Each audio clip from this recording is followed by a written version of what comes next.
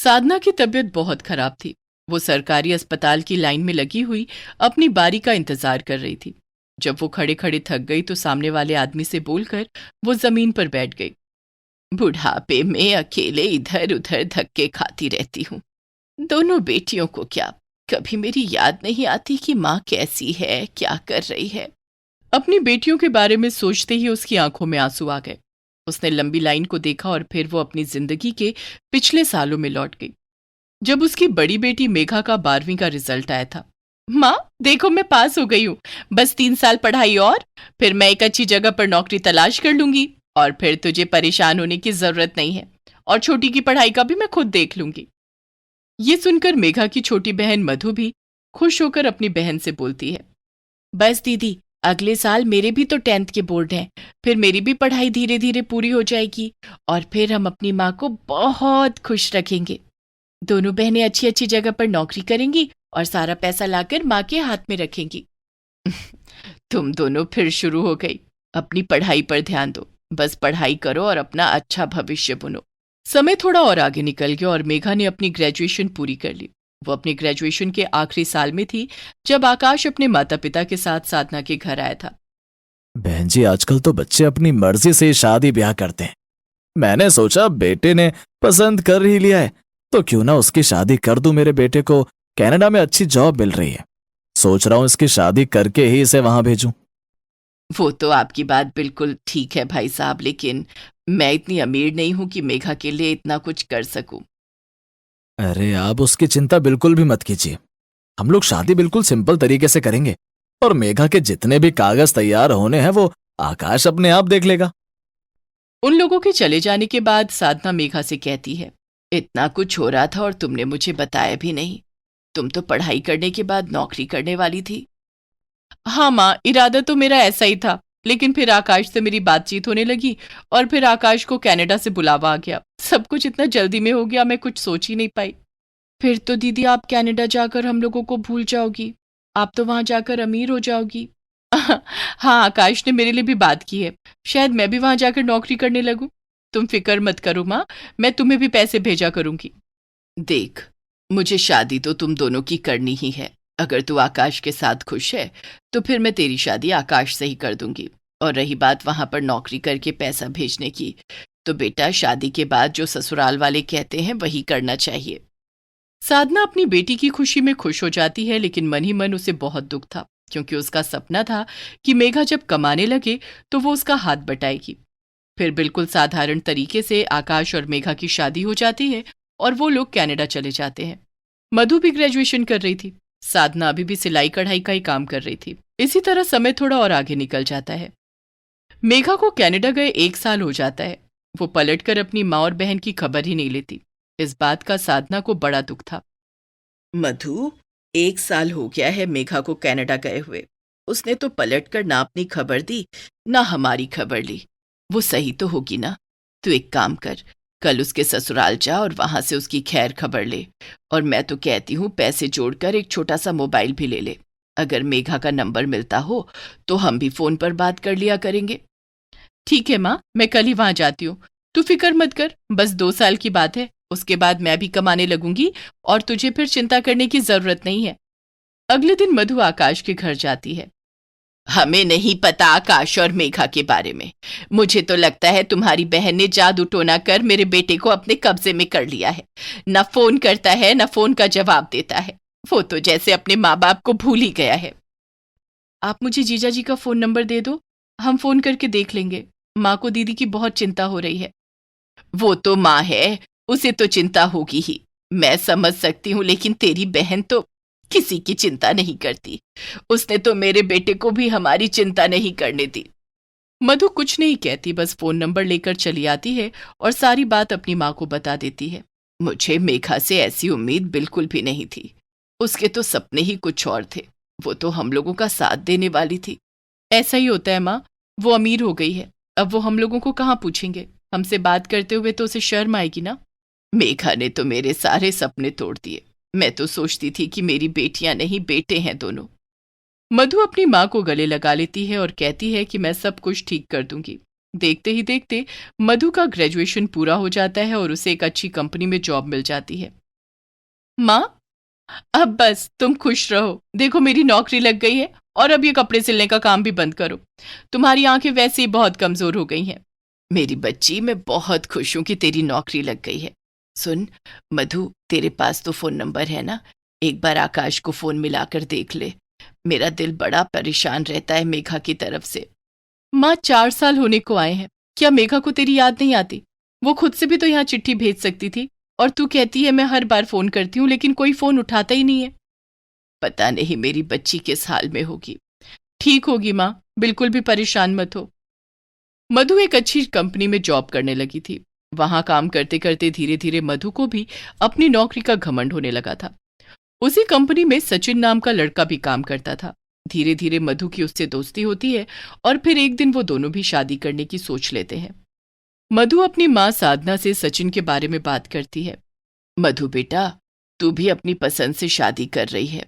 मैंने तो सोचा था तेरे लिए मैं खुद लड़का ढूंढूंगी। तू भी फिर मेघा की तरह चली जाना और कभी पलट कर अपनी माँ की खबर मत लेना। ऐसा नहीं है माँ, जब मेघा अपनी पसंद से शादी कर सकती है तो मैं क्यों नहीं? और मैं मेघा नहीं हूं जो आपको भूल जाऊंगी। सचिन भी अपने माता पिता के साथ साधना के पास आता है।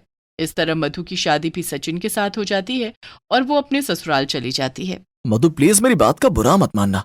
मैंने अपनी शादी से पहले एक जगह, एक घर देखा था। मैं सोच रहा था कि हम दोनों तो काम कर ही रहे हैं, ऐसा करेंगे एक घर का खर्चा उठा लेगा और एक घर की किश्त तो भर देगा, और तुम घर देखोगी मैंने तुम्हारे लिए कितना प्यारा सा घर पसंद किया है, तो तुम खुश हो जाओगी। और मैं सोच रहा था कि घर पर तुम्हारा ही नाम लिख दूं।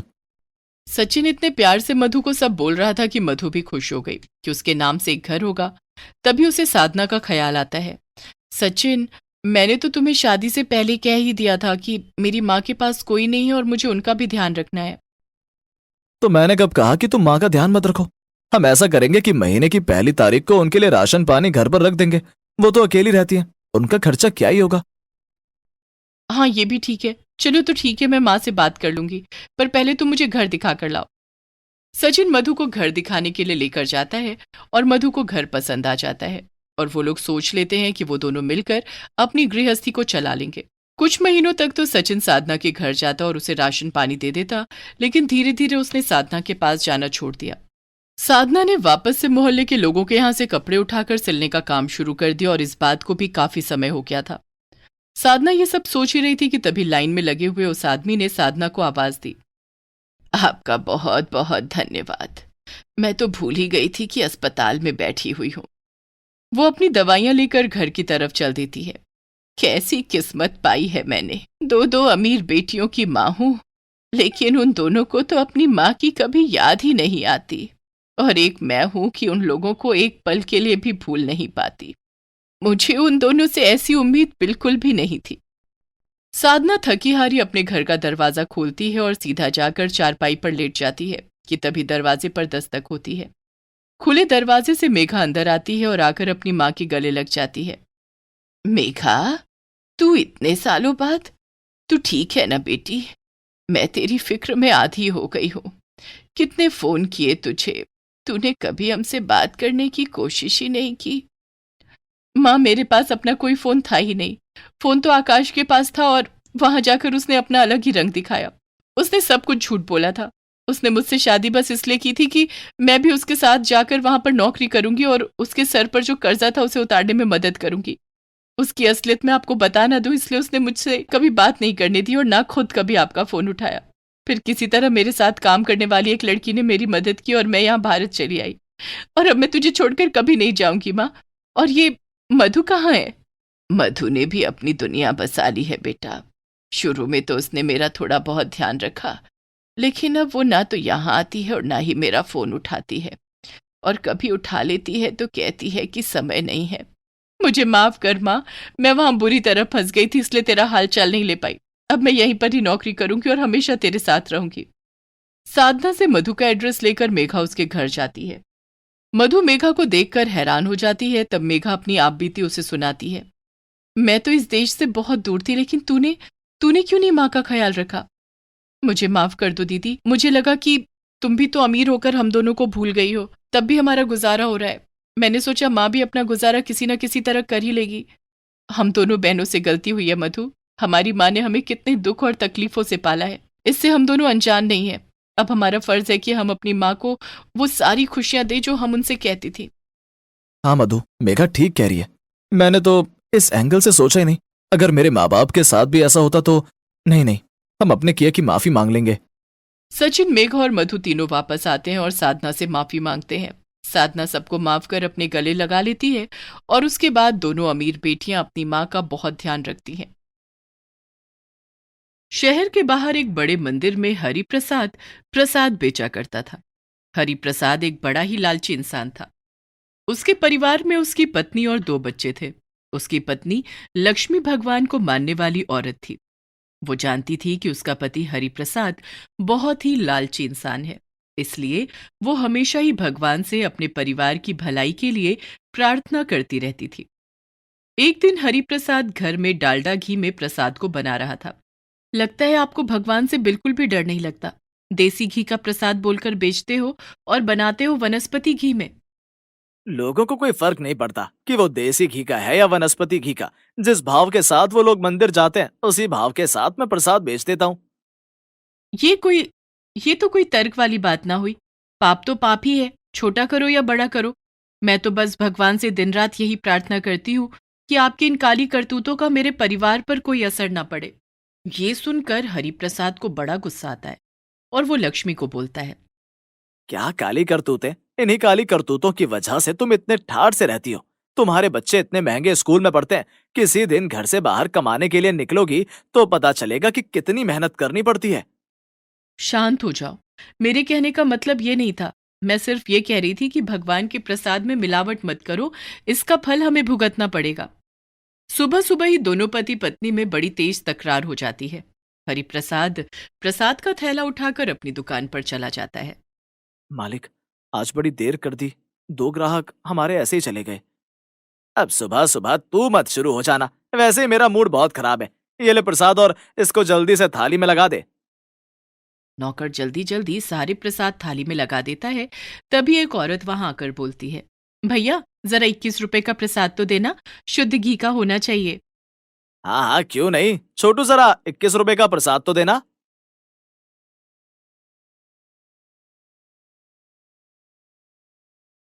जब औरत प्रसाद लेकर मंदिर में चली जाती है तब हरिप्रसाद बड़बड़ाता है। इस समय लक्ष्मी को दुकान पर होना चाहिए था। वो भी देखती कि देसी घी का प्रसाद 21 रुपए में कैसे बिकता है। 21 रुपए का प्रसाद लेते हैं और चाहते हैं वो भी देसी घी में बना हुआ हो। पूरा दिन लोग आते रहते हैं और हरिप्रसाद लोगों को झूठ बोलकर वनस्पति घी का पैसा देसी घी का बोलकर बेचता रहता है। एक बार की बात है, बरसात का समय था और सावन का महीना चल रहा था। रोज श्रद्धालु सुबह सुबह ही मंदिर आने लग जाते थे। हरिप्रसाद के ये दिन बड़े अच्छे निकलते थे। उसने बहुत सारा प्रसाद बनाया और उसे एक बड़े से डिब्बे में बंद करके रख दिया। रोज उसी में से प्रसाद निकालता और दुकान पर लाकर रख देता। अरे ओ हरिप्रसाद भैया, इस प्रसाद से तो अजीब बदबू आ रही है। लगता है ये बासी प्रसाद है।